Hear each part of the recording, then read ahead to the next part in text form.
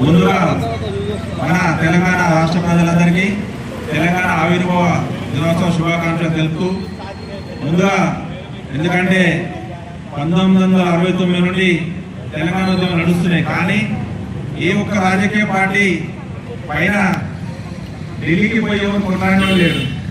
2001లో కేసీఆర్ గారు పార్టీ స్థాపించి తర్వాత మన విద్యార్థులను కానీ మన మొత్తం తెలంగాణ ప్రజలందరినీ ఏకం చేసి విద్యార్థులను కానీ మహిళలందరూ ఆ రోజు ఉద్యమం పాల్గొని ఈ రోజు మనకు తెలంగాణ వచ్చినట్టే కేసీఆర్ గారి పుణ్యమే.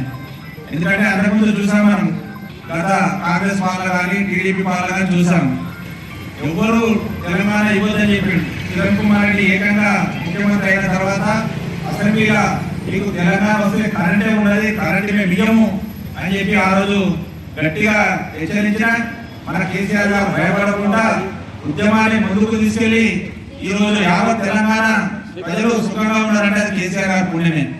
ఎందుకంటే మనం చూసాం, మనము తెలంగాణలో నీళ్లు మన మహిళలు కానీ నీళ్లకు ఎంత బాధపడ్డారంటే ఆ రోజు మనం గమనించి చూసాం. ఆ రోజు ట్యాంకర్ కాడికి వెళ్తే ఒక డ్రమ్ము నీళ్లు రావాలంటే చాలా ఇబ్బంది పడ్డారు. ఆ రోజు 2014లో తెలంగాణ గవర్నమెంట్ వచ్చాక కేసీఆర్ గారు ముందే చెప్పారు, నేను వచ్చాక మీకు మిషన్ భగీరథ ద్వారా ప్రతి ఇంటికి నీళ్ళు ఇస్తాను మాట ఇచ్చిన ఆ రోజు.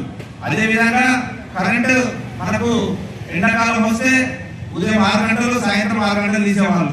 అదే తెలంగాణ వచ్చాక మనకు 1 గంట కాదు 1 నిమిషం కరెంట్ ఇవ్వకుండా కాపాడిన కేసీఆర్ గారిని ఆ రోజు మనము ఇప్పుడు కాదు ఆయన ఉన్నన్ని రోజులు కూడా మనము ఆయనకు ఖచ్చితంగా రుణపడి ఉండాలని కోరుకుంటున్నాను.